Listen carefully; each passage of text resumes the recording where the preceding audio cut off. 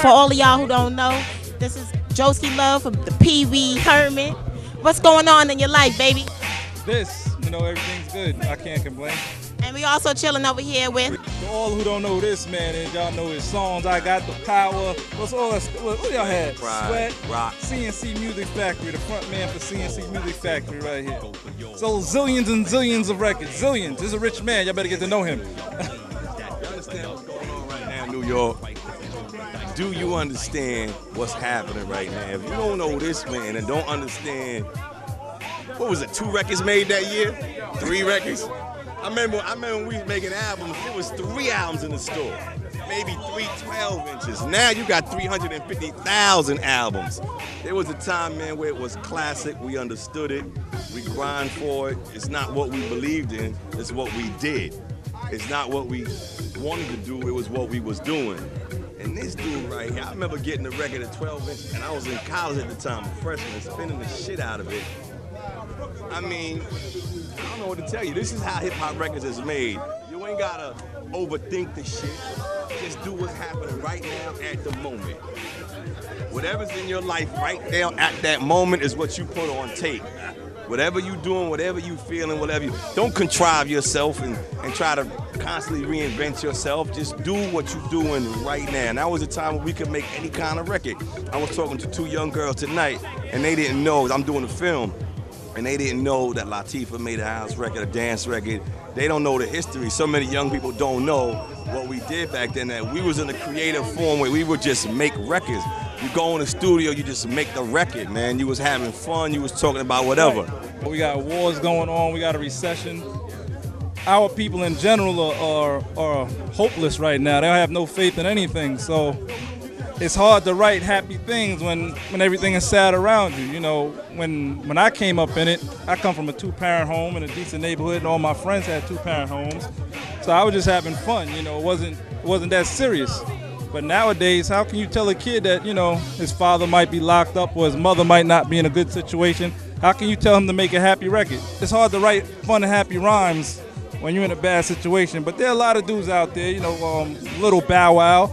I know a lot of people are hard on Soulja Boy, but I think that young man is doing his thing. He's not too vulgar. My daughter likes him. He has happy tunes, and there's a lot of them out there. So I think, unfortunately, if you're not street right now, you get kind of disrespected as being corny or a ringtone rapper or things like that, which shouldn't be, because like Freedom was saying, when we made records, there was a lot of diversity. You had the PEs. You had the D-Nices, you had the Chuck Chill Out. The album would have a reggae record on it, a house record on it. I Love My Mom's record. And a lot of dudes got written out. Street records. You had Kid and Play. You had somebody just crossed my mind. Fat Boys, who people really don't speak about a lot. But then on that side, on the other side, we did have our NWAs or KRS-One who just walked by, who I shouted out, whose stuff was more edgier. We don't have that diversity in hip-hop right now, and that's a shame. But I'm just happy to be alive.